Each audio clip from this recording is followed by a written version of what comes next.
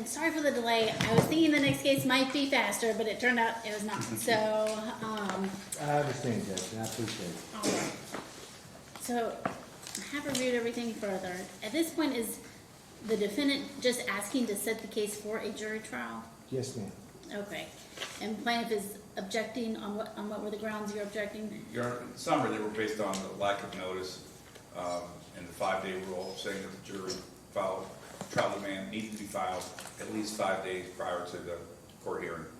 And Judge, I rely on the statute that says any time prior to the case being called for hearing, which that occurred. All right, and that looks like, is it 383.210? Okay. All right, at this point, I'm gonna grant the motion for a jury trial. I think they are entitled to a jury trial to be set under KRS 383.210.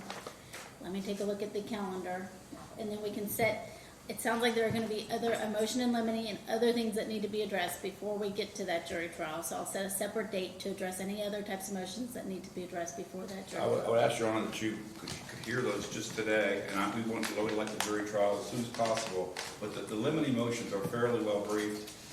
Does Mr. Trickle need time to respond in writing to those? Judge, like I said, and I apologize to counsel. I got in late, and I understand I got in late. I would like to respond to that because one of the things that they're asking for in their motion in limine limits proof and what I can get into as to what they've done in the past, because they're arguing all this started, and I may be mistaken, but basically January of 2024, and it started moving forward the question of cure, failure to cure, acceptance of payments, post-objection, is that waiver, that kind of stuff. So that's really what I would like to take a look at.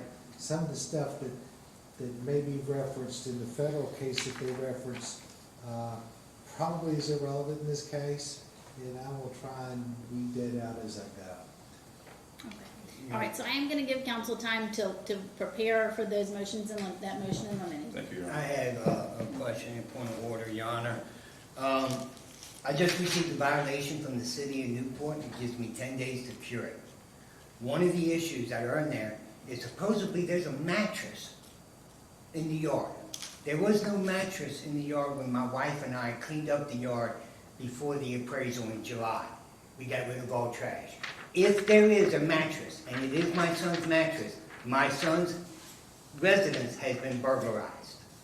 And I want to make that note for the record. I got 10 days to fix this and get rid of this. I have been blocked out of this house since July of last year. They've had other people living in there. So I've heard them in there. And in fear of my life, since his son threatened me with a baseball bat, I have been keeping my way from there for protection of my family, so I would not be harmed anymore. He's only rented the back 2 rooms of the house. The lease back agreement only leases the back 2 rooms of the house. The upstairs is still my son's residence. I'd like the court to make note of that and to grant me access back into the common areas of that house so I can get this issue cured and have a quick and speedy jury trial. Thank you, Your Honor. Judge, it says, the property shall not include those portions of the first floor of the structure located 906 Ellenville Street, which are necessary to gain access to the second floor of said structure. So, to the extent any such space is not exclusively used for second floor access, the tenant is granted an irrevocable, non-exclusive license for that space. But basically, and again, I'll apologize if I'm hitting it a little out of order, but it was, they were to have taken the side door, boxed everything out to go up the steps so Josh would have the second floor as his residence. That's what was supposed to have occurred. That never really occurred. I'm not going to get into the baseball bat and that kind of stuff because I don't know that there's any video evidence or police reports that relate to that, so I'll let that go where it goes. There was no agreement on how, there was an agreement that was noted in the lease that construction was going to take place. That never occurred, but anyhow. Construction never, If you okay. just, if you Let could me just touch give it. us a statement. Okay, when I have a chance to talk, I would appreciate it. I don't appreciate being ambushed. Okay. And I want to give each side an opportunity to be prepared and to fully have their arguments heard.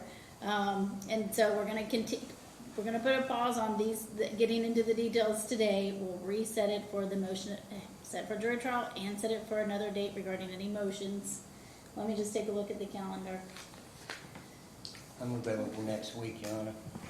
So my first available trial date would not be until, it's like, June the 9th. Judge, I'll make sure that anything that's gonna occur in Grant on our motion day down there, I have avoided it. Okay. That works for me, Your Honor. Okay, and that works, so June the 9th works for both parties? Yes, Judge, I will Okay. make it work. Okay.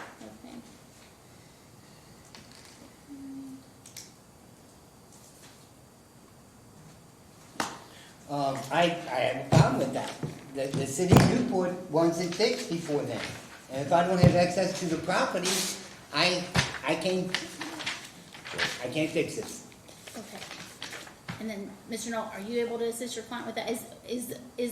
Does he need access to the property that the defendant currently is occupying in order to comply with the? To remove the mattress, we don't want the additional code violations to cause him any harm. So, but I will speak with Mr. Threckhold, who will speak to Mr. Martini about curing these code violations immediately. I just do ask that we can be able to present this case to an assembled jury and enforce the removal of Mr. Martini from the property. And I have a major problem with my son's assets that are still in that house. And I have stolen assets, proven, since then, okay? We just keep delaying. I was delayed an entire year for wrongful sanctions, okay? Wrongful. And now I'm being delayed yet another 4 weeks for a jury trial that is unconstitutional and violates my 14th Amendment, because although he has a right to a jury trial, Your Honor, he has a right to a timely, filed demand for jury trial. I filed all of my motions on a timely manner. He was served on a timely manner. He was also served a federal civil case with all the damages that deal with all the title issues, because this case should not deal with anything that deals with title. He rented the back 2 rooms. There is no other access except for the front living room, so the living room and the kitchen are common areas until such time that it changes the structure of the house. That's not, Okay. That is exactly what the lease reads. We will get into those types of arguments at the next hearing date. Are the parties agreeable to, in order just no destruction of property that does not belong to the defendant? Is that agreeable? Judge, what, that is more than agreeable, so I've got no destruction of plaintiff's property, Correct, plaintiff's property. if any, and cure code defects. And parties to work together to cure code defects. I will speak to Mr. Martini Carson, Judge. Cure code defects, okay. All right, and let me look at the calendar for a hearing date to address these other issues. Anybody that didn't have any speak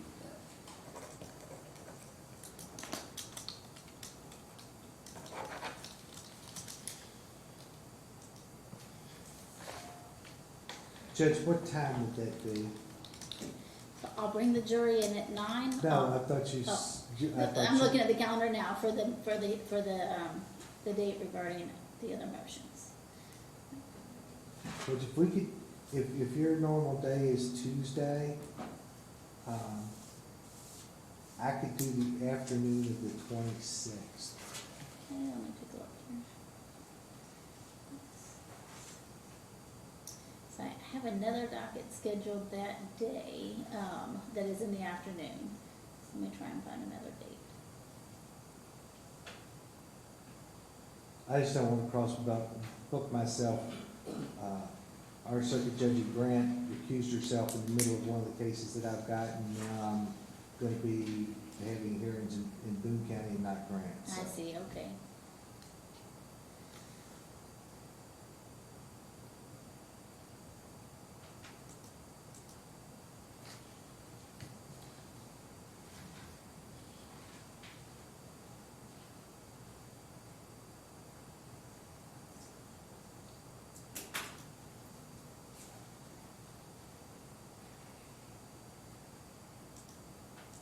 What about Friday, May 29th in the afternoon? I can do that, Judge. Does that work for you, Mr. Nolan? Yes, it does. And that's gonna be a dispositive motions hearing. Yes, so anything that needs to be addressed before trial, file it a week before May 29th. So, filing's on the 22nd. Correct. Yes, all filings filed by the 22nd. So everyone has adequate notice of exactly what's gonna be raised or addressed on that May 29th date. Our case is fully briefed, Your Honor. Okay. And we'll do, May 29th at 1 o'clock. To address any motions in limine, anything that needs to be addressed before the jury trial. And then in the meantime, again, parties work to cure the code defects, no destruction of plaintiff's property. Okay, and then jury trial will be at 9 a.m. June 9th. And parties to arrive at 8:45 on June the 9th. Very good. Okay. Thank you. Judge, do you want us to submit jury instructions for the 29th as well? Yes, go ahead and submit tender any jury instructions, but file those by May 22nd as well.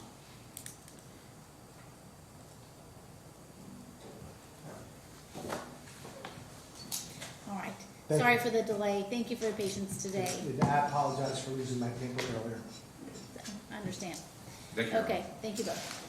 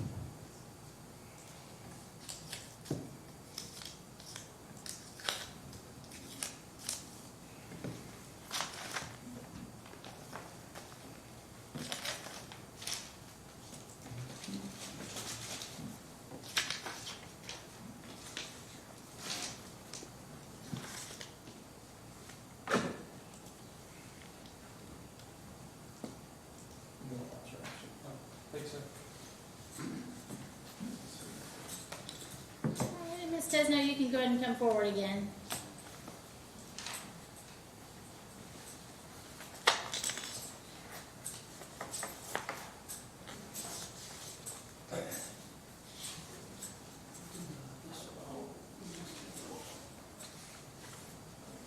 Okay, and everyone can be seated.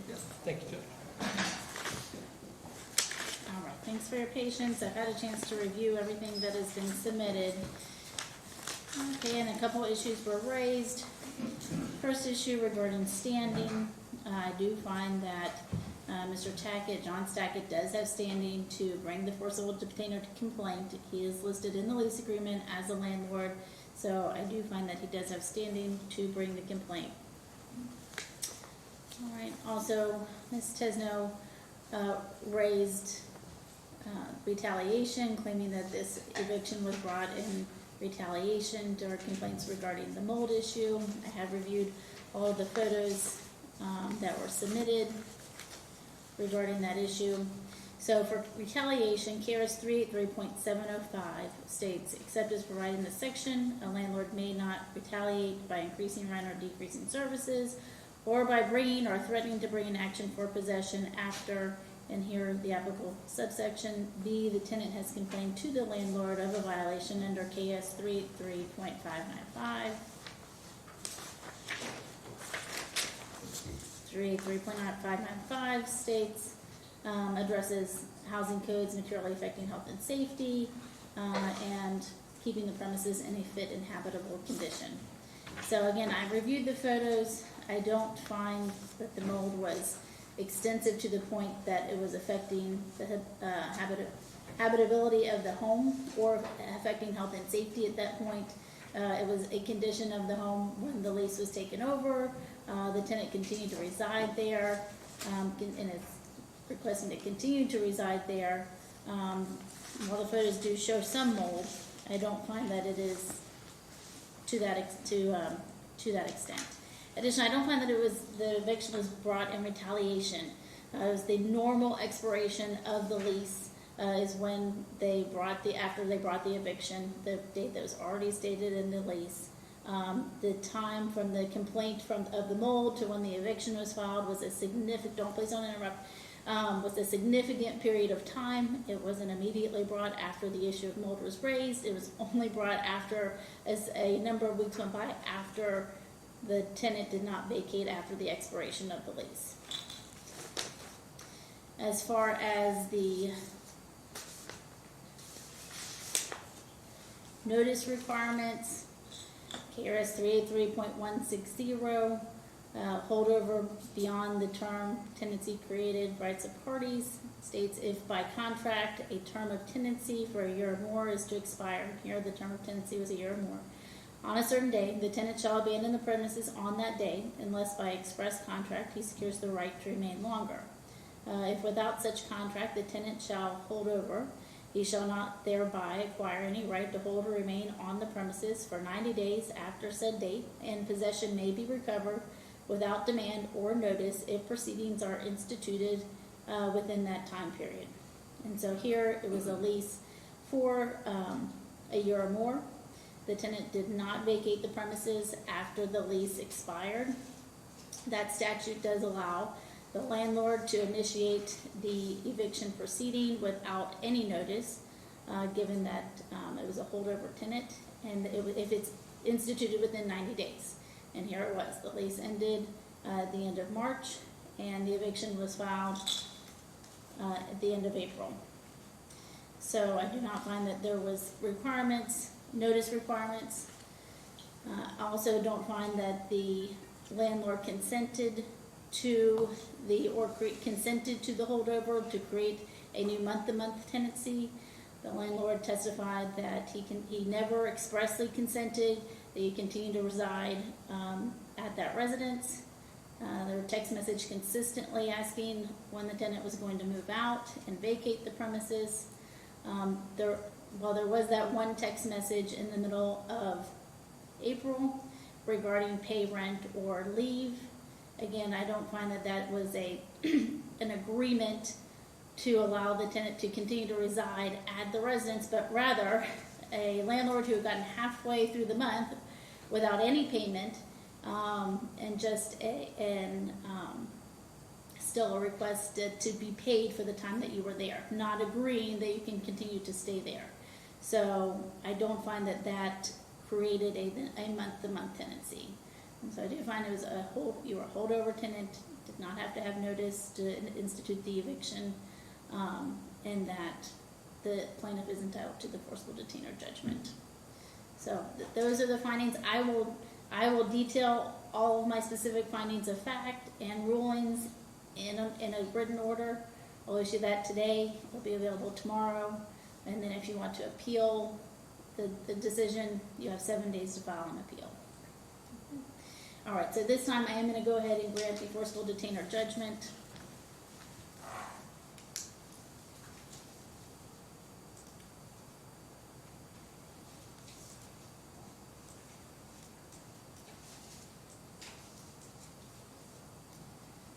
And I'll notate the monthly rent, $1,150. And I'll set the appellate bond, also the monthly rent, $1,150. I'm sorry, Your Honor, I can't hear you. What did you say? Oh, I'm gonna set the appellate bond at $1,150. Okay. So if you disagree with this decision, in order to stay or stop, pause the eviction process, you would have to pay that appellate bond to the clerk's office, and then would have to pay your monthly rent thereafter to the to the clerk's office while the appeal was pending. Okay. Okay, and then just to confirm the address again, 154 Foot Avenue, Bellevue, Kentucky. That's correct, yeah. Okay.